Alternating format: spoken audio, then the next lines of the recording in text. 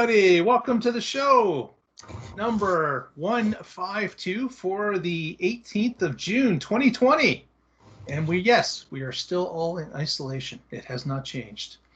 We're hoping it'll start to change. Things are starting to change a little bit here in the KW region, but we'll find out from the others if anything's going on there. With us tonight, as always, Mr. Casey Green joins us from the Mid-Atlantic region. How are you today, sir? I'm doing quite well. I just got back-to-back software updates. I had literally just started my wrap-up, and then the car is like, the wrap-up of my software review video, and the car's like, bing, update. I was like, well, here we go again. Time to start again. Absolutely. Well, more content. Absolutely. Yeah. For Casey's channel. Excellent. Also with us, Mr. Patrick Connor joins us as per usual from Oregon. How are you today, sir? I'm good. Hello, Tesla Nation. We are helping to bring in a future free from fossil fuels. I hope you're all doing well. We have an exciting show. And hey, speaking of software updates, the backgammon game is now almost as good as I am. There's the option now that you can play Patrick direct. Yeah, that highest level is pretty hard. Yeah, lucky rolls early, you're doomed. But yeah, that'd be kind of cool. Gaming at a supercharger where you could people. Play the people that are charging with you. You know, maybe one of those games that are only 5 or 7 minutes, and then everyone could join in. That'd be kind of cool. Beach Buggy Racing Network. Yeah, the racing. That'd be good. Yeah, everyone's sitting in their car, twisting the wheel. Yeah. That would look kind of funny. For sure. Go over and distract that guy so I can beat him. Well, there's a ton of news, as there always is. Let's get started. Patrick's got our first story. What do you got for us, Patrick? Oh, yeah, an awesome day today. So I have to start out by saying, do not take investing advice from me or anybody else on the internet, but especially not us. But Tesla stock closed at $1,025 per share today. That is an awesome new milestone, a new high for the stock above their $960 that they'd made previously, and it makes them the most valuable car company in the world by market cap. Yep. Go up another $10 or so, and I'll up $1,000 a share. Oh wow, yeah. That'd be very nice. Oh yeah. Man.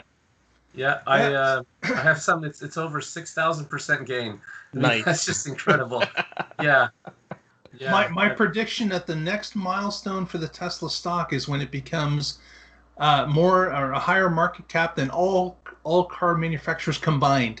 I can see them doing that because they don't like it. Cars. You could definitely see that. It's heading in that direction. But yeah, a new milestone. So speaking of that though, then they've got the guys with a similar name have IPO'd. Oh yes, yeah. The Nikola group. Yes. Yeah, they did a strange sort of reverse merger IPO thing that I don't understand and I'm not going to touch.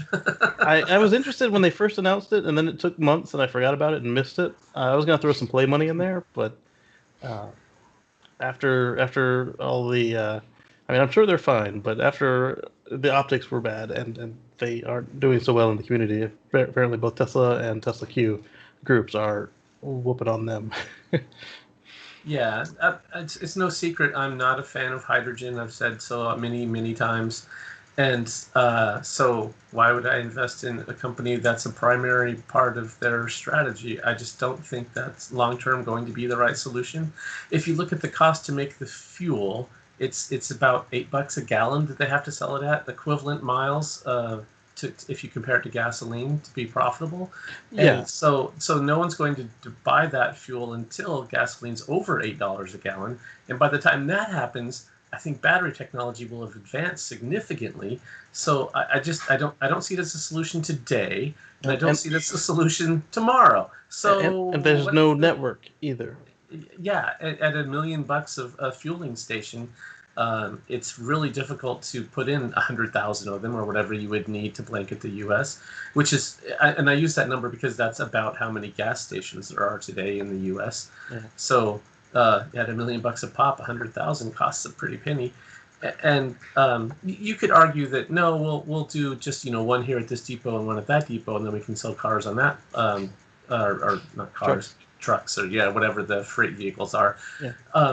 But that really limits your market, and anyway, there's a lot of red flags for the technology and for that company that I thought about throwing just some play money in to see what would happen to, and just decided that's not what I think will be the future, and why would I invest in it then? So I did not. That was what I was going to touch on. Part of that was when they had swung back to, this is unrealistic, let's do electric because these things are already half electric, and then they swung fully back to where they started at. I'm like, that's not at all interesting.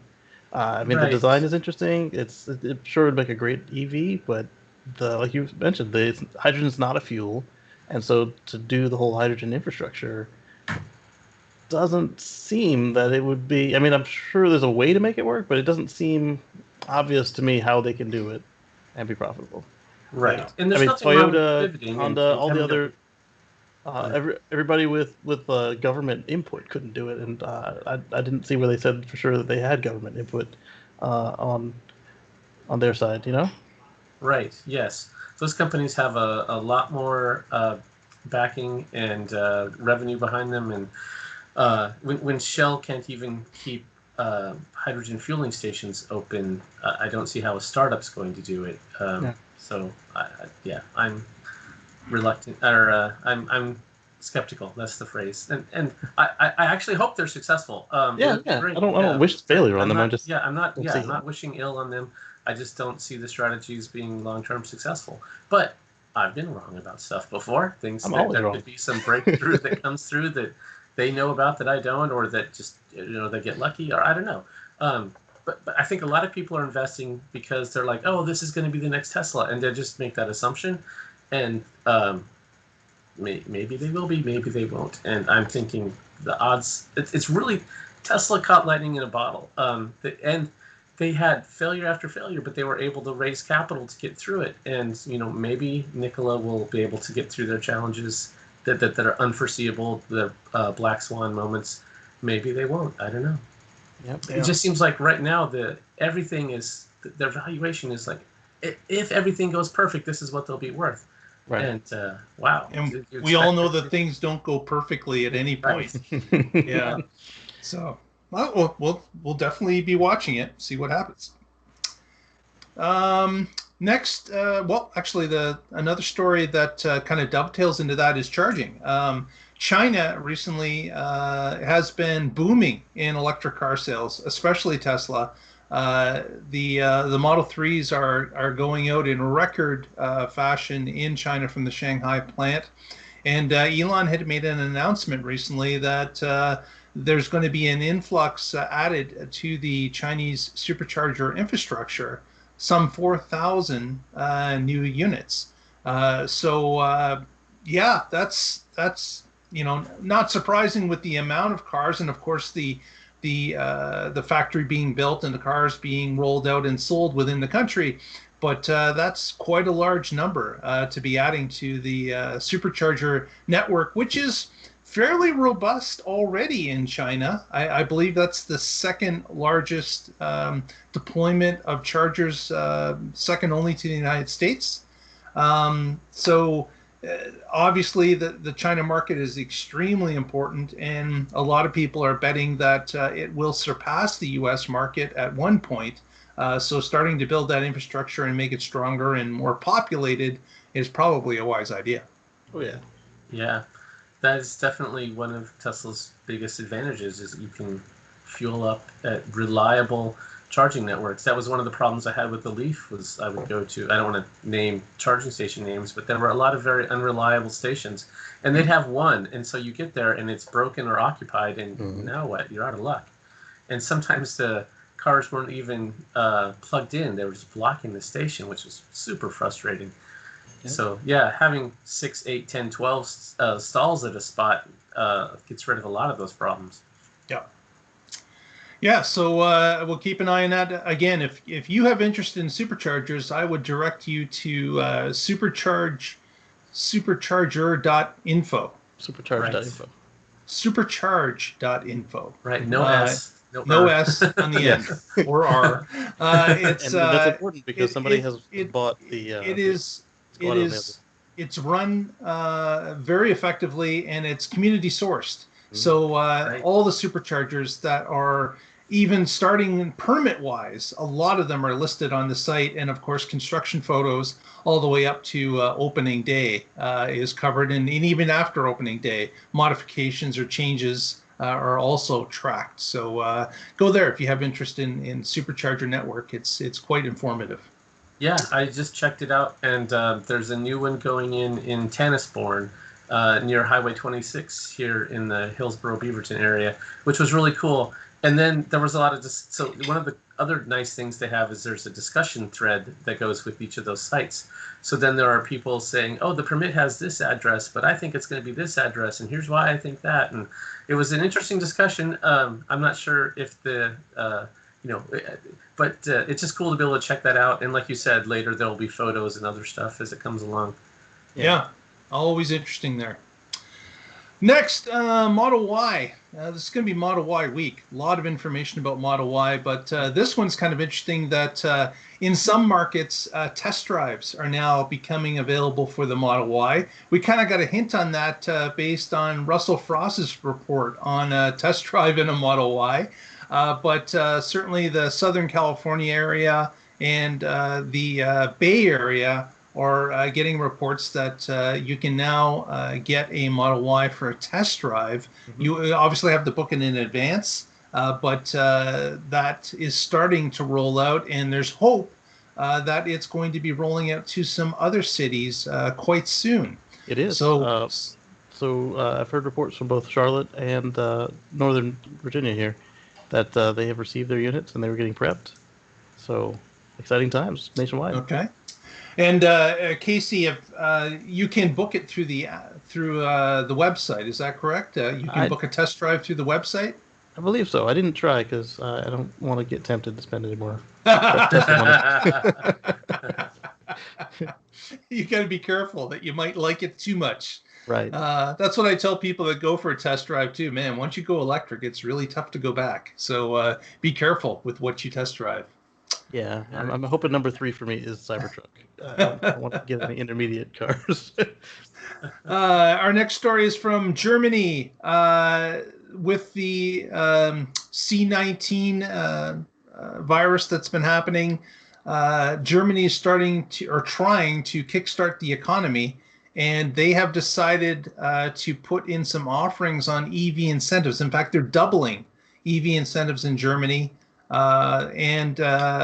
Also another curious thing is, along with the EV subject, is that they are wanting to mandate that all gas stations have to install an EV charger or chargers as well on site. So we're not quite sure, based on this particular article from Electric, if there's actual regulations in place as to the number of chargers, what type of chargers, if it's going to be mandated to just maybe new fueling stations that are built, if it has to be retrofitted into all others. The article was pretty loose on that, but it is interesting, and this has happened in Canada too. A number of different fuel stations have installed their EV chargers on their own accord, not being mandated. But here in Germany, it looks like they're going to try to push this through, that they know the future is going to be electric. They know no more chargers are going to be required, and they're trying to push the private sector to help with the population of chargers.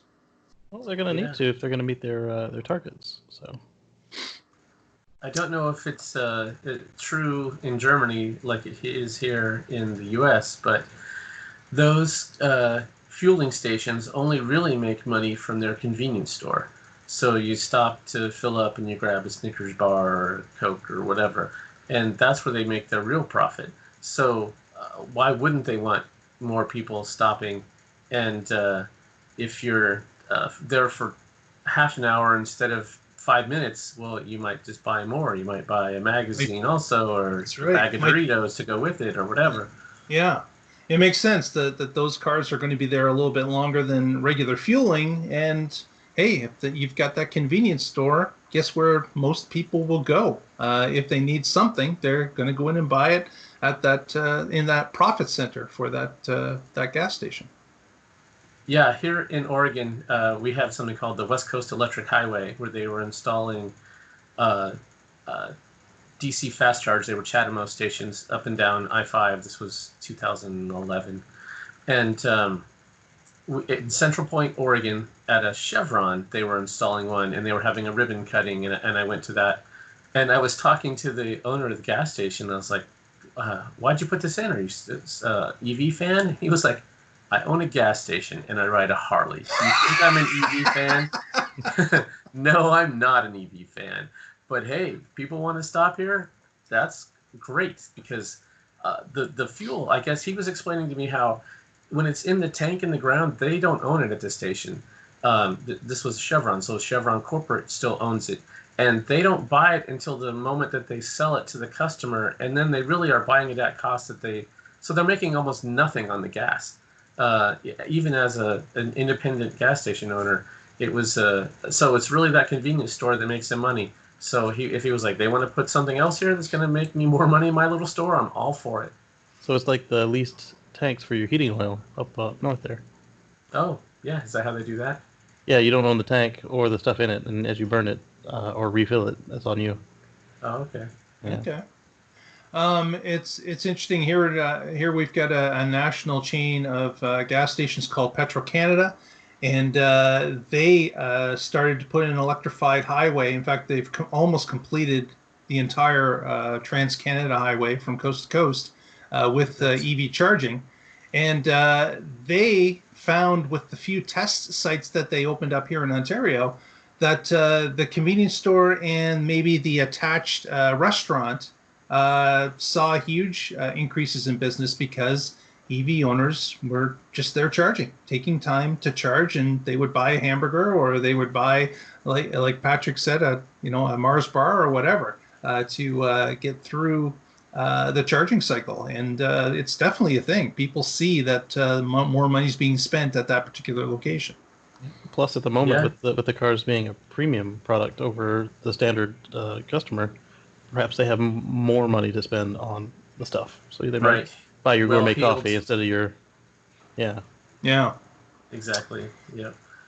Well, leaving Germany and coming back to Ontario, California, that is. Mm-hmm. There is some new light of a project that is being, I guess, eyed by the Boring Company. The Ontario California Airport apparently is scrapping its plan for a light rail system in favor of doing a Boring Company set of tunnels for 2.8 miles. That would run from the local, the city that's closest to it, Rancho Cucamonga, something. Rancho Cucamonga, yeah. Yeah. That particular place would be the start point, and then 2.8 miles underground to the airport.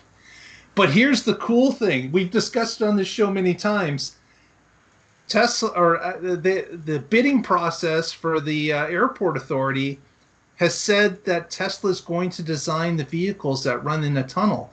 And one of those vehicles is going to be a 12-seater and be able to handle the associated luggage with 12 people.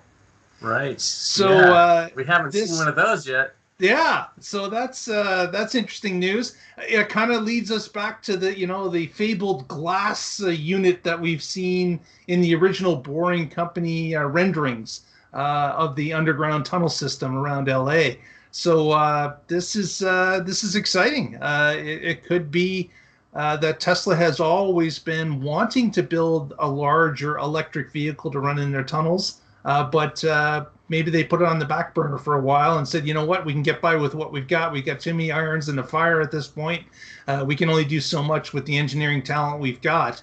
We're going to have to wait. Maybe this is part of it. But we've always said that, running any type of a high occupancy line with a bunch of Model X's just is not going to do it. You know, Right. you talked about the Yeah. trailer or something that would pull something along, kind of like the Disneyland thing that happens in their parking lots. Yeah. Maybe that would be a solution, but having them all encompassed in some sort of a larger van type vehicle, or you know, almost like a half subway car would be interesting. So they also did say in the filing that this vehicle would be definitely on rubber tires. So Okay. it's something that would, you know, closer resemble an automobile as opposed to a rail type setup. So. Yeah. So that kind of reaffirms that they're doing that if they'd make a fresh filing with that vehicle that they said that they weren't going to do, but yet still are. But at the same time, we've seen them go through iterations on the solar glass, they're calling it now, Tesla Glass, Dragon Glass, whatever they're calling it this week. The Solar Roof version 3. We've seen them kind of hand build it, prototype it, put it out there, and people are actually running V1 and V2, and now the installs are V3s. So there's nothing stopping them from doing low volume at first, making these vehicles, getting them just right, getting feedback from the customer. Basically by hand, by hand, and just And then because it's not like they're, you know, producing 5,000 of them to run in a tunnel system. Exactly. You know, it's probably going to be we need a dozen of them or something to start. So and then once they get the feedback from the riders and the owners or customers, however they're leasing them or selling them, I don't know. But the riders and the people who actually operate these things for Tesla or Boring Company, whoever's going to be doing that, then once they know that, hey, this is a good one, then they can enter volume production. And by that point, the Cybertruck and the Semi and the Roadster should be in production. Yeah. Right. Yeah, we've had light rail here in Portland since the 80s, and they've gone through several iterations of trains and cars and different floor deck heights and a lot of changes. And you know, that's on. So I could definitely see Tesla, who does fast iteration, making a lot of changes. Like maybe they change the rubber tires out for steel wheels at some point, and they put in tracks. Maybe not. But if you look at the rolling resistance, steel wheels are so much lower. That's one of the reasons that freight trains are so efficient. Once they get going, it doesn't take a lot of energy to keep them at that speed on flat ground. So maybe that'll change. Maybe it won't.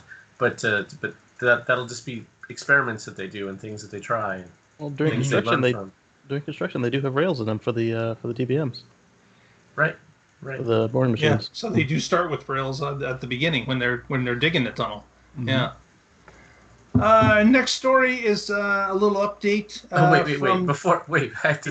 Before we leave that story, the first headline I saw was Boring Company digging tunnel from LA to Ontario, and so I didn't assume California.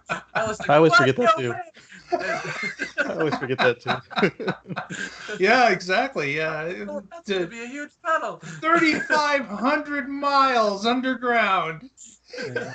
My first flight as an adult solo, I had to go to Temecula, and they put me to Ontario, and I was looking at the ticket, and I'm like, that doesn't make sense to take me out of the country to connect me. I totally forgot about this town. Right. Yeah, you're not the only one. And CA and Canada are often both. Yeah, exactly. CA. Yeah. Ontario's CA. Doesn't I take still much. don't know which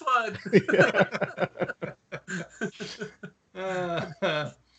Well, the next story is a little bit of an update from some of the Sandy Munro stories that we had covered a few weeks ago. And this is that Tesla has recently purchased a new 410-ton machine that they're going to be using for larger castings. And if we remember the stories that Sandy Munro was reporting on about the Model Y and its 3 pieces for the back end, and Elon commenting on another podcast that they want to make the castings bigger and even less so that the Model Y maybe only has a single casting to cover the whole back end. And at some point, possibly the entire car. This looks like some of the R&D that they're going to be doing with this new piece of heavy machinery that has arrived at Fremont. Yep, it's 2 large pieces and 1 connector. And from my understanding, they bought 2 of these machines, one for China and one for the U.S. Okay. That makes sense. Yeah. If they're building the Y in China and Fremont, then it makes sense to get 2 of them. And Yeah. they'll be buying one for Germany Berlin soon. too. Yeah. Yeah. Buy 2 get 1 free. Yeah. So if no other car company is casting something this big, what was this for? What's it? I mean, who makes it? And what are they? Yeah, are they casting airplane parts or ships? Right? Yeah, shipbuilding. Yeah, I wonder. I understood from the Sandy Monroe videos that casting on such a large piece was problematic for others because of the material they were using for casting, and Right. the actual composition of the metal that is being used in the Model Y is Tesla's own blend, and it makes the casting, well, again, it's speculation, it makes the casting less problematic. So is Right. that the case? We don't know, but it certainly looks like Tesla's investing in the R&D because they want to make it larger. So I got to believe that it's either working the way they want it to, or this is a tweak to possibly make it a little bit of a better operation. Right. That's one of their big strengths is they keep tweaking, they innovate, they keep changing. They don't wait for a whole model year to roll out a bunch of changes that may or may not all work together, and they're going to try stuff and then keep going. And when you're doing this kind of casting, especially something that big, you have to be able to do it really quickly because you don't want it cooling at different speeds or rates and warping and other things. So to do a piece that big and to get it all in there that quickly and then to have it come out the way you want it is not easy. There's a lot of mechanical forces going on there. Good luck. I hope they get it right. And then I'm worried about if they get this going and then you get into even just like you get rear-ended, do you have to change your whole back end now? Yeah, that. Well, there will be some of that, but of course the crumple zones will be in front of it. Yeah, they were. So there's still some parts that could be replaced up to the actual unit or single piece that we're talking about. Yeah. Oh, good. That's good. Yeah. Yeah. Probably, and I'm sure they thought of that. I just. Yeah. It looks like they did. But probably if it gets that far, it's totaled. Right. Yeah, there probably does come a point of no return once you get deep into the car. Yeah, and that was probably true whether it's cast this way or not. So. Right. Because you've got the rear crush structure, you've got the bumper, you've got the shock absorber, you got the bumper cover. There's a little bit of room before you get to that. Okay, cool. Our next story is a story about a Tesla Model 3 Performance that is currently being readied for a Pikes Peak run record. This particular Model 3 is being gutted on the inside, a roll bar is being added, and they, of course, are looking for weight savings all over the car, wherever they can get it. And this car was recently brought out to North Carolina and did a run on the Dragon's Tail road system out there in North Carolina, which, of course, is an extremely popular road with the 133 twists and turns over 20-some miles. Wow. So it's a popular place to test cars. Actually, probably a little bit too popular to test cars because there's a lot of tourists on the road. There's a lot of people that just go specifically with their motorcycles or cars to drive that particular stretch of roadway, 2-lane roadway, very close to the woods and very close to cliffs and all sorts of stuff too. So you need to be on your toes in that particular stretch of road. But what's kind of cool is that the gentleman who is going after this record, he already owns the record for Pikes Peak because he did it previously in a Model S. So now he's got on that he feels that the Model 3 Performance, it's lighter, and will give him a little bit more agility in corners and coming out of corners, and he believes that he'll be able to beat that Model S record with this new car. Very cool. Indeed. Yeah, so good luck. That's going to be in August. So we will see when it happens. I'm sure there will be some video, and we'll be able to watch the results that happened. And Pikes Peak is in Colorado, I believe. Yes, I did the Tail of the Dragon in my first Volt. No, the second Volt. It's fun. It's fun. You wouldn't think that a car like that could do so very well, and it did. I'd saved up a little bit of battery to do it Yep. with. Cool.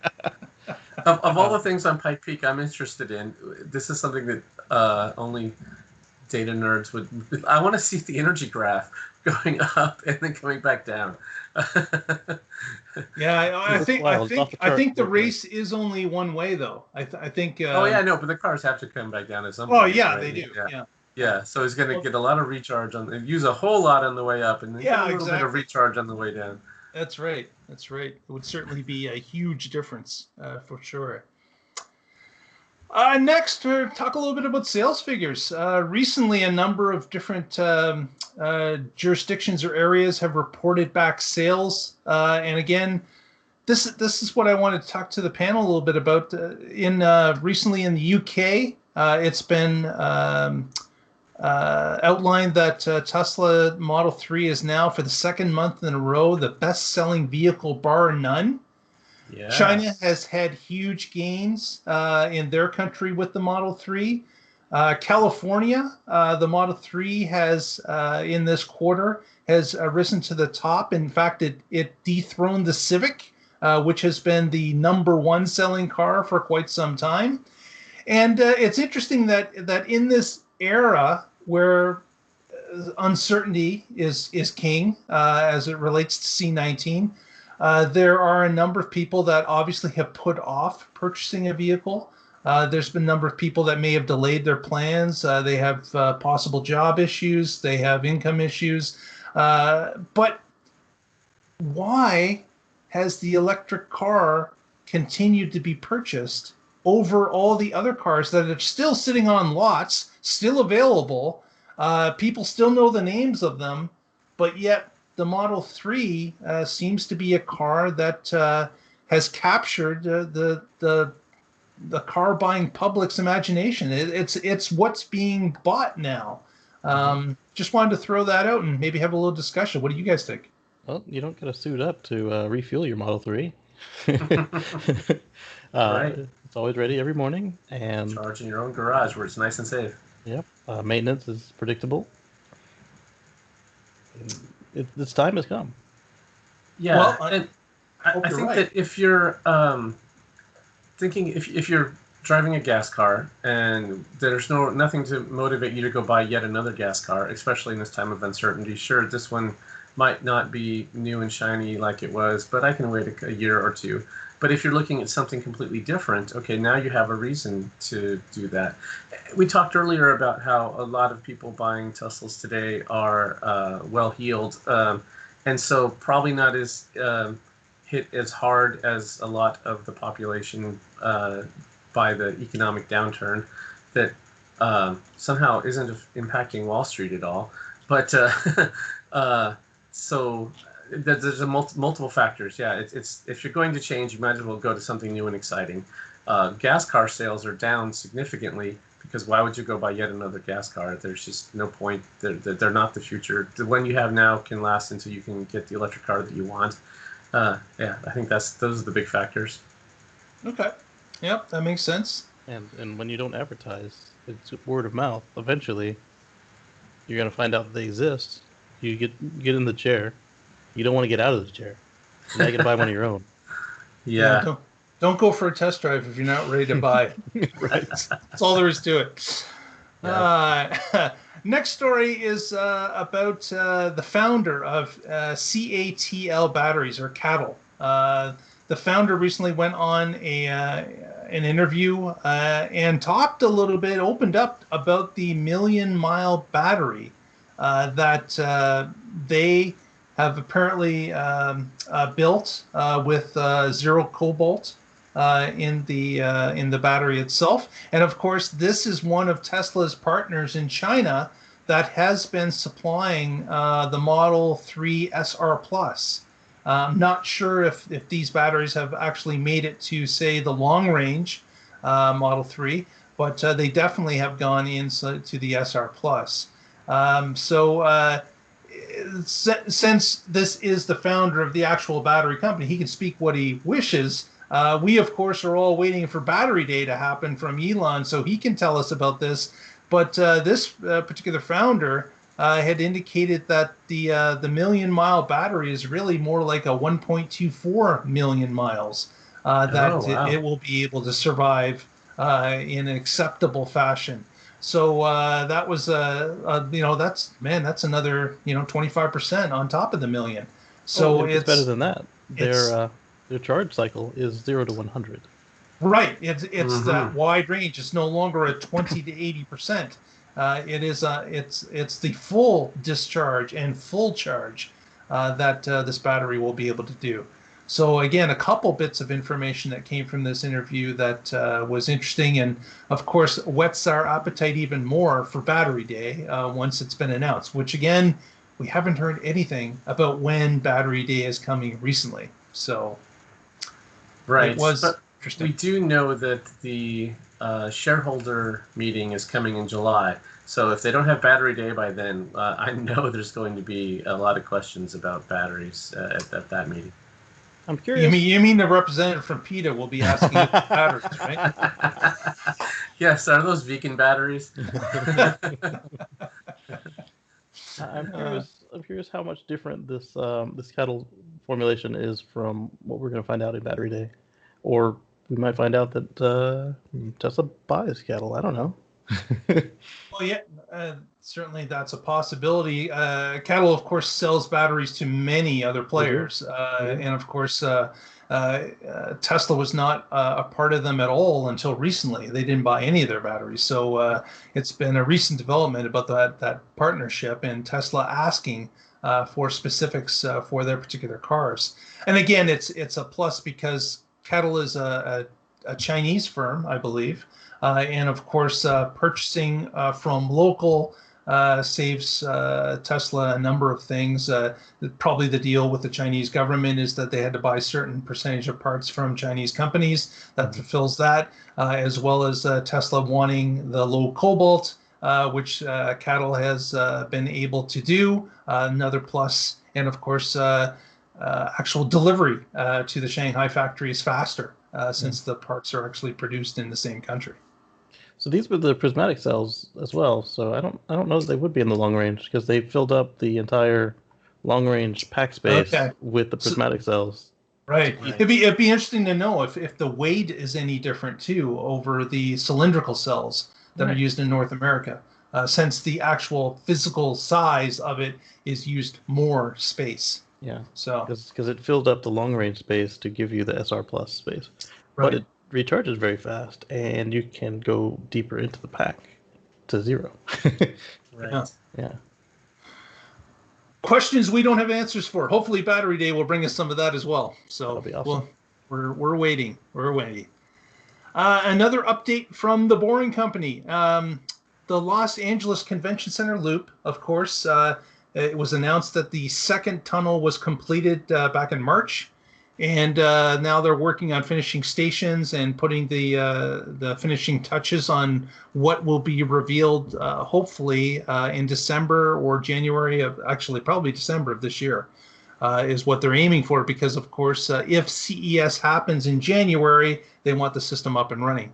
But the addition to this is that recently, now 2 casinos, both Wynn and Resorts World, have asked Clark County to see if they could extend the system to their casinos. So pushing the loop from just the convention center to 2 separate casinos is what they would like to do to connect the casino with an underground way to get there. If you've ever been to the Las Vegas Convention Center, it is a bit of a walk from the Strip to get over to the convention center. Obviously, you could take a cab or some other motorized transportation, but it would certainly be convenient for convention goers staying at a hotel to be able to hop in a electric shuttle that would zip them through a tunnel right over to the convention center.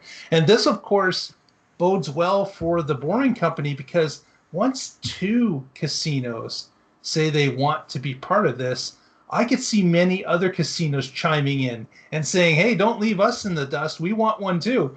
And we could see a dramatic increase in the tunneling system under Las Vegas, maybe following the strip and having off branches into the different casinos and, of course, the convention center.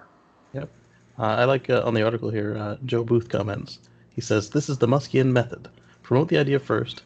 When nobody believes you, build a proof of concept and shove it in their face to show the world that it actually works. And then welcome the customers, converts, through the door. This is exactly what happened in the Hornsdale Battery Reserve in Australia." Absolutely. Yeah. And all of their products, really. That'll never work. He's making it up. Those specs are impossible. Apparently not. Apparently not. Yeah, that comes from not doing just the same thing that everybody else does. That people are initially going to hear, "I haven't heard anything like that, so you must be crazy," and not do the math themselves, because that's hard. Yeah, but once that proof of concept's in your face, it's tough to deny facts of it working, right? It makes a lot more sense. So. Yeah, they do have one train in Vegas. It goes from like New York Excalibur down to what is that? I'm forgetting the name of the where they have the underwater exhibits and all that. But that's just a small part of the city that it covers. It doesn't get you from the Strip to downtown or convention centers or other. There's a lot of places that it would be really nice to, especially if you want to just. Otherwise, you end up walking or taking a cab and. It's some part of the days it's over 100 degrees Fahrenheit, so that's not a great walk.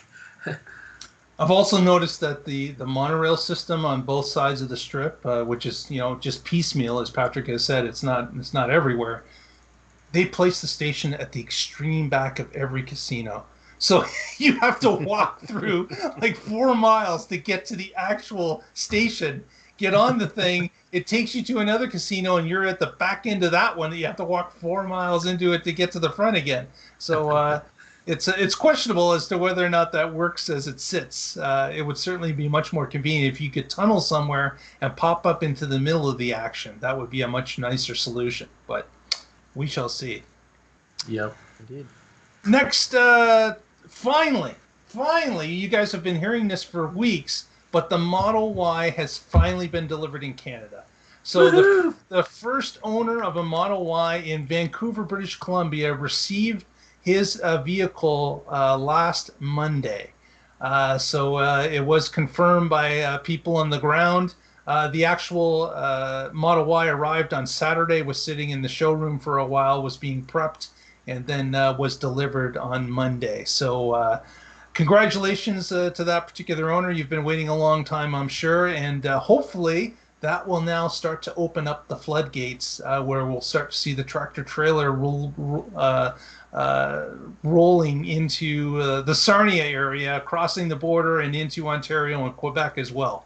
So we're looking forward to seeing those spottings on the roads on the 400 series highways here in Ontario. So congratulations once again. That blue with the performance upgrade pack is very popular. Yes, it is. Yep. Looks spectacular. Absolutely. It does. Yeah. Patrick's got our next story. Okay, the final bookend here. Yeah, so speaking of the Model Y, the Model Y has now joined Tesla's referral program. So if you want to buy a Model Y, you should use Mark's referral code, actually. But you'll get 1,000 free Supercharger miles with it. And it was Tesla's only car that wasn't in the program. And now that production has ramped up, it makes sense for it to join that program. There are some articles out there that are saying things like, "Oh, this just shows that demand is low." Well, the Model 3 is in the program, and we just saw how it was the best-selling car in Europe for the second month in a row. So I was going to say respectfully agree, but I don't respect that. I'm just going to disagree.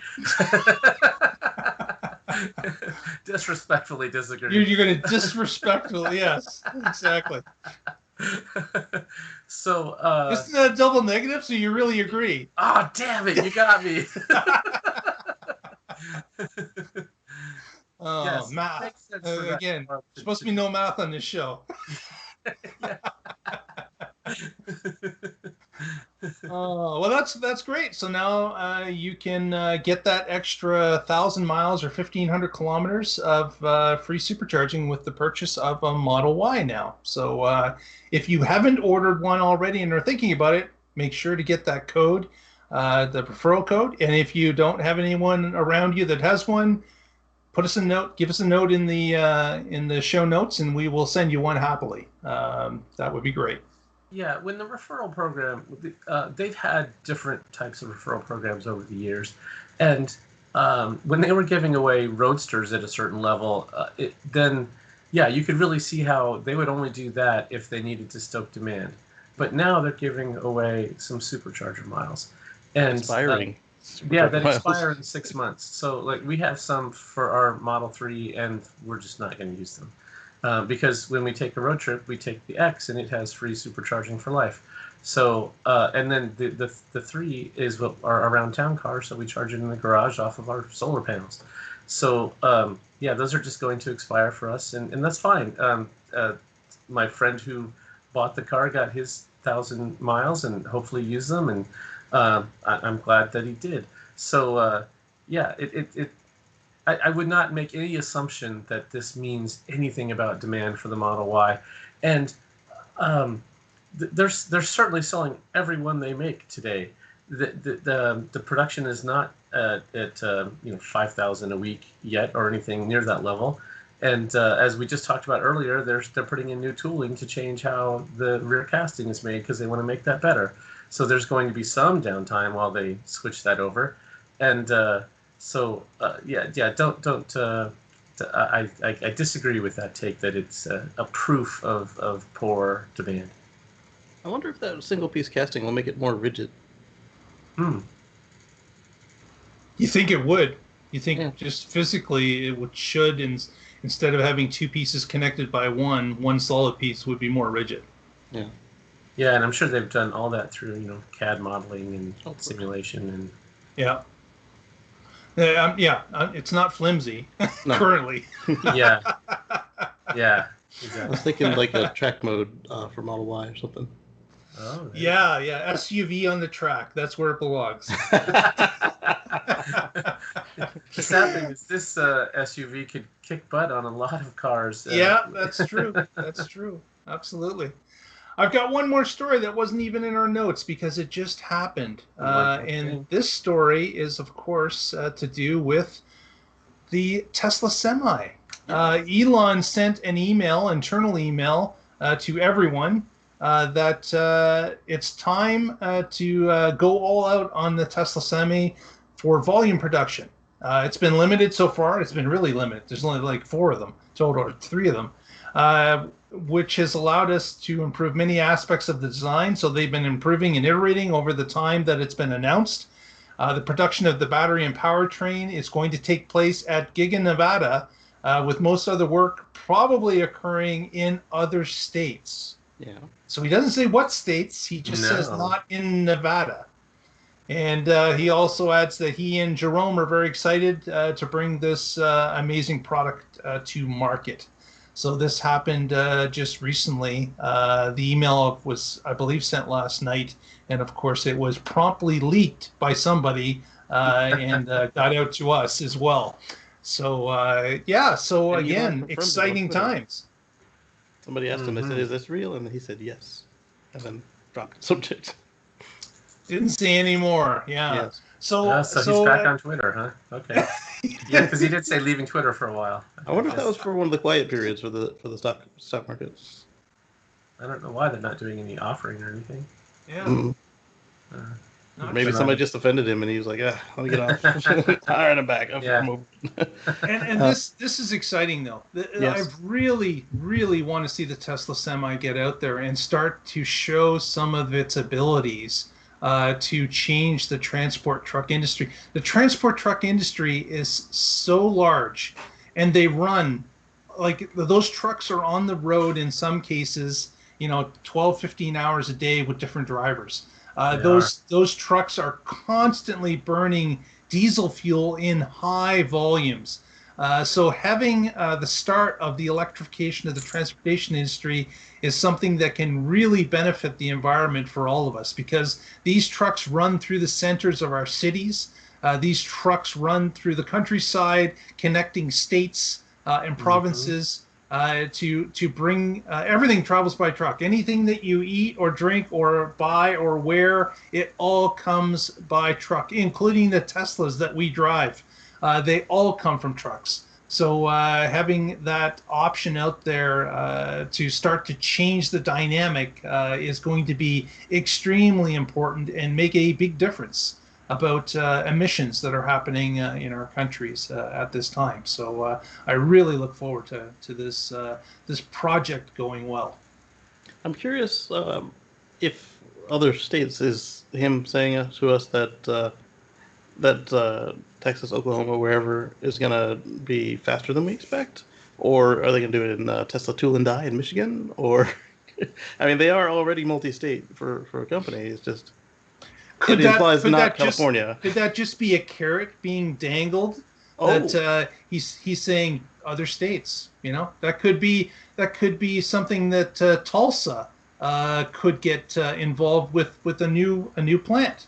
You know, maybe it's not going to be a high volume plant to begin with, but it could be. Guess what? We're going to need a place to produce these trucks, and you're on the radar. So what can you do for us to make this happen? But it also heavily implies not California, because he would have said Fremont. Well, again, Fremont is kind of constrained at this point. Right. We already thought it was constrained when the Model 3 was the big volume producer at Fremont. Now with the Model 3 Y, S, and X, you know, there's just no physical room. There wasn't. People would argue there's no physical room for the Y already. So guess what? Adding yet another production line just is not in the cards for Fremont. Certainly. I mean, they do have other facilities around there, like the one that people rumor would be the truck factory, but it looks like a warehouse. But it's curious. But it implies heavily not California, the way that I like that. That's interesting. Yeah. So we'll keep our eye on that, see what happens as time goes along. But I'm excited to start seeing those vehicles start to roll off and head to those early customers. I'm sure the JB Hunts and the PepsiCos and the other DHL Logistics and others are just dying to get their hands on it. Well, yeah, and I'm excited even just to see Tesla themselves be a customer of that product. Mm-hmm. Yes. Yeah, because like you said, the cars have to get delivered, and they have stuff in various states that they have to move. Like they build the battery packs in Nevada, they have to take them to Fremont or to wherever. So they're definitely going to be they're going to be dog fooding it, is the term, where they eat their own dog food. That does not sound appetizing at all. Yeah, I don't remember who it was. There was some dog food CEO who made a big deal about how his family eats that for dinner at Thanksgiving every year, and I would hate to be in that family. But he was talking about that was their, slogan to say how great of a high quality meat cuts they use, right. and that so that phrase of using your own product has become dog fooding ever since then. Interesting. And on I-5, so when I was driving to California, they're going up Mount Shasta. They've added extra lanes so that the semi trucks could pull over and go 5 miles an hour as they're going up this steep grade, all while spewing tons of emissions, because they've just got to gear down, and it's a lot of work to pull a big heavy load up a steep hill going over a mountain pass. And even the gas cars had to slow down to 45. And here I just got in the fast lane, zoom, just getting on somebody's butt. Hey, move over! If you have to go 40, I don't. Yep. And then the truck will do it at 65 with a full load. Yeah, exactly. Yeah, so they won't have to pull over there with the. That's going to be one thing that'll certain routes that have elevation like that. If you're in a Tesla semi or any electric semi and you're able to just keep going at the full speed versus everyone else who's pulling over and going 5 or 10 miles an hour to creep up this as they're overheating, all of a sudden these guys who are like, they can get where they need to go and get home and sleep in their own bed at night, whereas I'm only going to get halfway there and have to sleep at a truck stop. Yeah, exactly. Going up over the pass at 60 miles an hour as opposed to 10, you're going to make a lot of extra distance that you will be paid for. Truck drivers get paid by the mile, so if they take forever to cross, it doesn't matter. They still get paid for those miles the same way. So getting there faster will be a plus in everyone's book.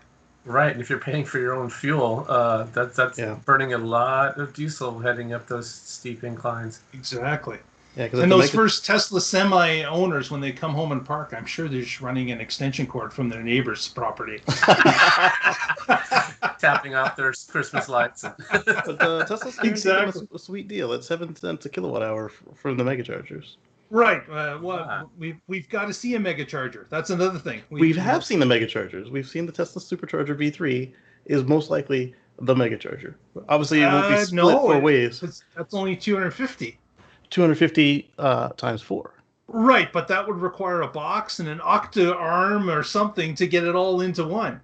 You're not going to be able to block it off for a truck to do that. I'm not saying to use the V3. I'm saying the equipment is probably almost exactly the same equipment. Oh, okay. Minus the handle, and then you'll have to put it in a truck-sized spot. Yeah.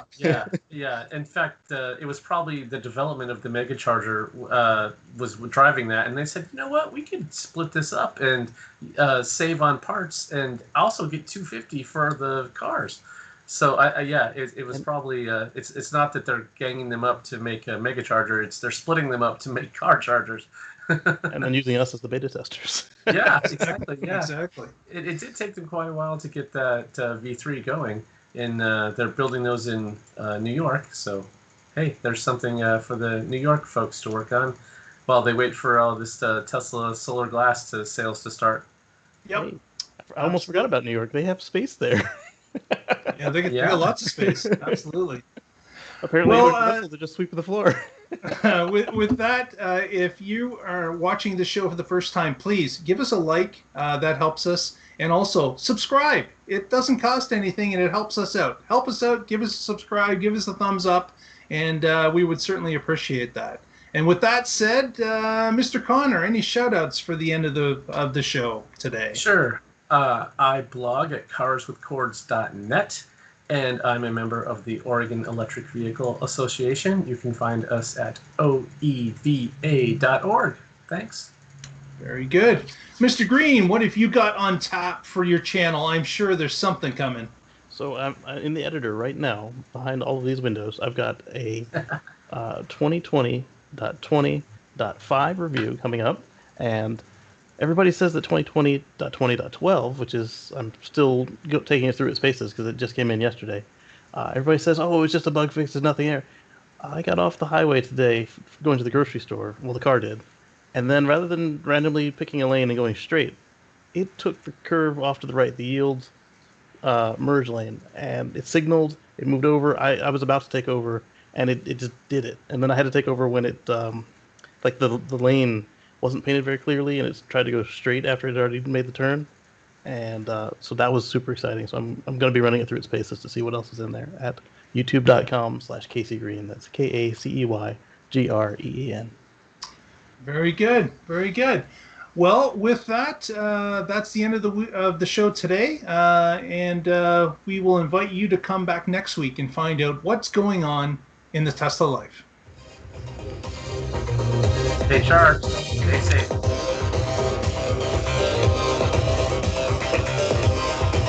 Good night, everybody. Thanks, Lee Moon.